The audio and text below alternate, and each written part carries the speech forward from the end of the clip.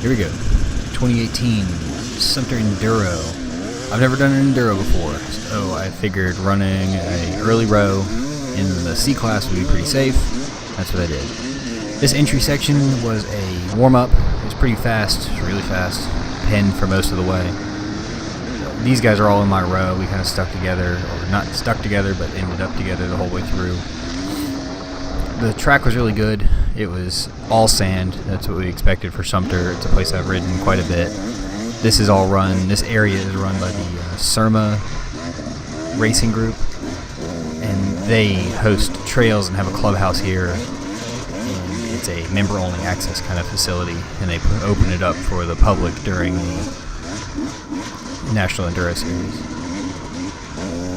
This shows a little bit of the variety of what kind of terrain we went through. It's a lot of pine forest, some clear cut, some really, really tight stuff. And it was, overall, I think we did 55 miles of race distance, not including roads to and from sections.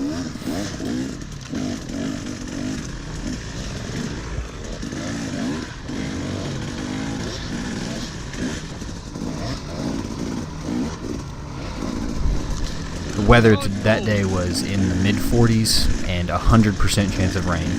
Another reason I'm glad that I got up on an early row is that we started at 9, and if you've ever done an Enduro, they start on the minute. So 9:05 was when our row took off. Rain started at noon, so we were through 3 sections by the time that all the rain came up. And here we go. You can see it drizzling a little bit, but it gets way worse. The wind gets a lot of water on it. This is us coming up to the first test.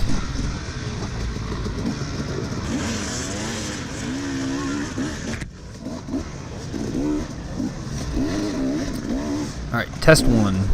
This is the beginning section. The announcer said that the first mile of this was new trail.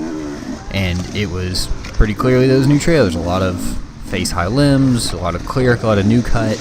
You know, it wasn't as beat in as it could be, because all of this track was set in by the people who went out and cut the trail in, and then also the people that had gone before us, which was only 4 rows of people. The thing I realized about an Enduro is that the people on your line don't necessarily mean that they're in your class. So like this guy, he was in front of me the whole way and was gonna be, so I just let him go by because I think he was running a higher A class, like 30A or something. And there's 2 guys on CRF 450s behind me. You might be able to hear them hooting and hollering. They're wanting past me. I had to learn to not race my line. That's not who I was racing. I'm racing against my class, and just to do the best times for the tests for my class. In the C class, we had to complete 4 tests. I ended up doing 5 tests, and then I would have done the 6th, which was the total test length, but I ended up getting cramps in my hands and had. But what I was saying is that my hands were starting to. At the end of the race, I was getting kind of dehydrated. My hands were starting to lock up. Went through 2 sets of gloves and 3 sets of goggles. You'll see me in a little bit take off my goggles.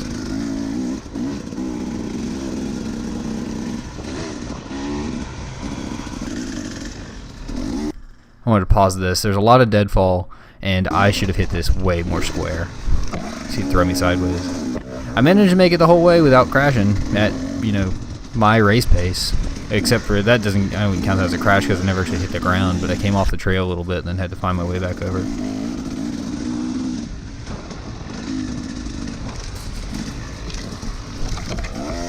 Like I was saying about the classes, you didn't have to.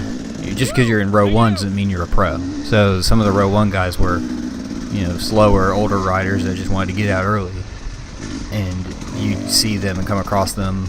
Most of the time they get out of the way, but sometimes there were guys that were either they were in like a C class guy or a low B class guy, and they just wouldn't get out of the way.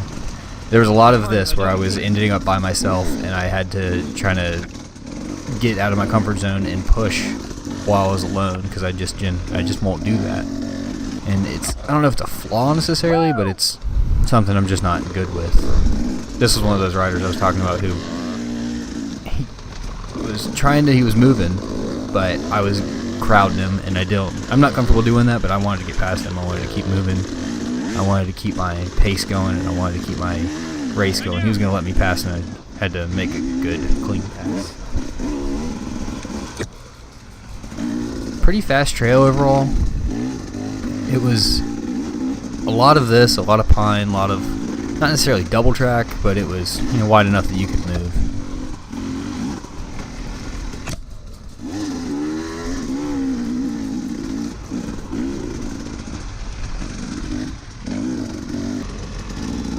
Coming off another road section, back into the woods. A lot of the roads were like connectors to trail openings, and they were all, this is all test 1, so it's all the same section. So you come out of a section of woods, go up the road for 100 yards, and then shoot back down into the woods again. The only issues I had was, and there was another reason I was glad I was up in the front, was this is all sand. And if anybody's ever ridden in sand that's wet or sand that's got a lot of people on it, you can end up with these big sand whoops. I was trying to kind of Enduro hotline past this guy. It didn't really work, but he let me go. But the sand whoops get really bad. So do the thing called braking bumps, where the guys in some of the other classes, or some people that are just slam on your brakes before a turn, sand piles up in front of the turn, you end up with these big braking bumps. I love this stuff. This is some of my favorite kind of riding, just tight, piney, single track. And there's a lot of it here. A lot of it.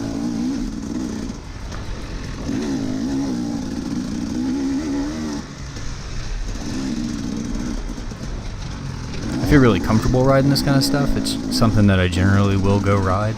I kind of seek out single track. It's something I like to practice with. So I get into these sections, and I notice that in a lot of the racing I do, I tend to make up time on people in single track. And I don't know if it's because they don't practice it, or if it's just something they're not real comfortable with, getting, into trees very tight. Letting a guy go past me that I know is faster. If you're all by yourself and there's nobody, and then all of a sudden there's somebody behind you, they're way faster than you. Just get out of the way. And I try to follow them for a second.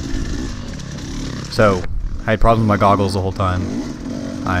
Every pair of goggles I had right when I put them on, or pretty close into the beginning of the courses, I would get my goggles to be really fogged up, and it was a thing where I just couldn't see, so they'd end up coming off. I didn't really pay for it this time, but I think I'm going to go back to wearing safety glasses like I was wearing before, just shatterproof, cheap safety glasses, because they don't tend to fog and they're easier to take off. And if I lose them, so what? They're $1 a piece or $4 a piece, not $50 for a pair of goggles.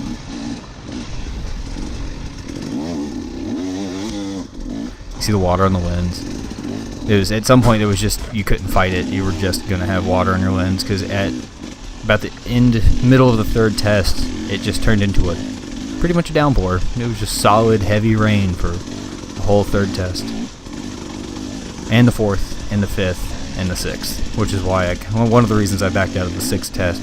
And besides that, my hand was cramping up so bad that I couldn't get my hand off my handlebars to grab my clutch. This guy sees me, lets me by. There's a lot of these clear-cut sections in this test. I'm not a big fan of these. I'm not super confident in them. I'm not exactly sure why. I've never really gotten hurt or had a bad experience with them. It's just something about them just makes me wary to really move. A lot of guys are different. They'll actually move and that kind of stuff. There's another tight section. This is a longer section of the tight stuff, just to show how tight some of it could be. The guy in front of me, I'm not sure what class he was in, but I pretty much stayed with him for the next little bit I show. But he was moving pretty good, but he was a good gauge of speed for me, because once I realized that I wasn't really gaining much time on him. I'd get close and he'd pace me, or he'd stretch out, and then I'd make up the time and catch up again, then he'd stretch back out. It's just, I clip that tree.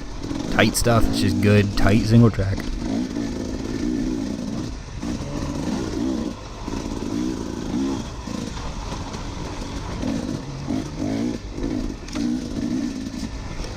Soil's all ideal right now because it's not saturated. Damp sand is about the best riding conditions, some of the best riding conditions other than like loamy topsoil, black topsoil.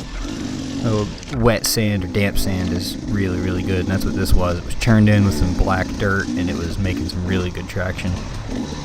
In some of the later tests, it gets really gross and then ends up being like just like everything else that's wet, it gets really slick, muddy kind of conditions and ends up everywhere.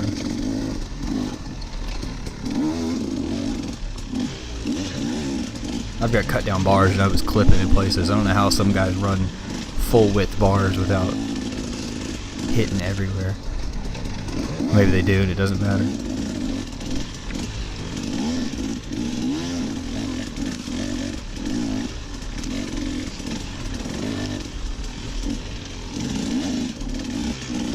It's also realizing that I get down to where I'm lugging my bike quite a bit, so I'm gonna start trying to ride in a gear higher than I normally do, try to get some stretch out the power of the bike. I'm still a C rider, so it's not like I'm super proficient, but it's things you learn while you ride. Try paying attention to.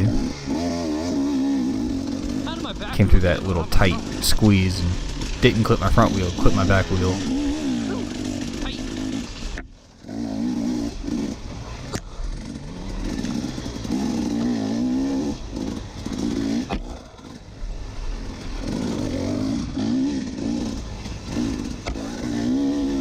Hear a guy behind me rev bombing. Like I said, if there's nobody behind you, then all of a sudden there's somebody. They're way faster. This is the same guy from before.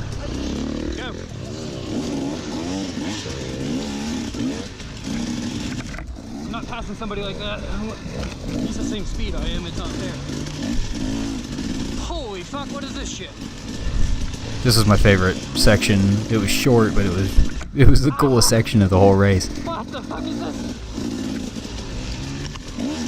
Alright, Billy, take a chainsaw. Go into whatever that thick shit. It was like they went out into like a hedgerow, Cut me a trail. and like a hedgerow maze is what it was like. Somebody just went out with a hedge trimmer and cut a trail, and it was, you know, a little bit wider than bar width. There's one line, and if you had to get, so if somebody had to get by you, I don't know how they would, or how you'd get out of the way, or if you crashed, you'd end up in there so thick that I don't know how you'd get out. You could probably just run into it and only make it 5 feet into it. It's a tunnel of face slappers. This is true. And it's really hard to do when you don't have any goggles on. I know this guy heard me, but he pulled it in front of me anyways, and this is kind of where I lose that. The guy in front of me is the same guy from the last section. I just kind of lost him there, and then he got away. It was a little disappointing. I could see him the whole way up, but I never really made up the time again.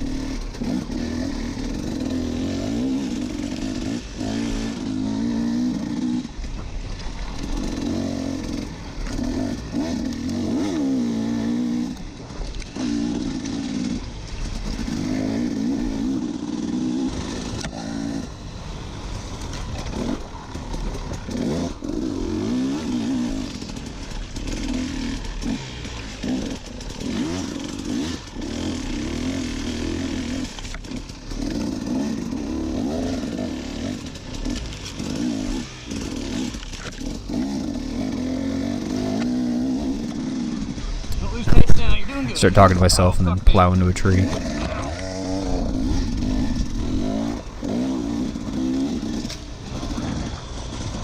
You see the road's getting saturated now, so the rain has started to come down, and we're not even done with the first test.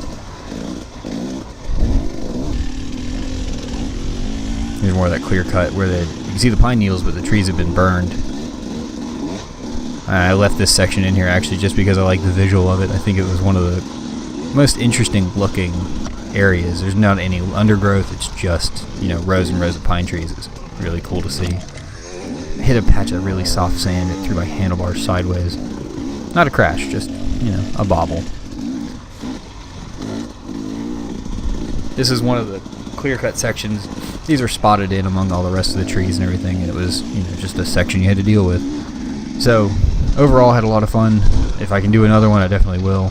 It's just something that I really enjoy, and that was a really, really satisfying race. I ended up second in 30C, and just had a lot of fun. Alright, see you guys.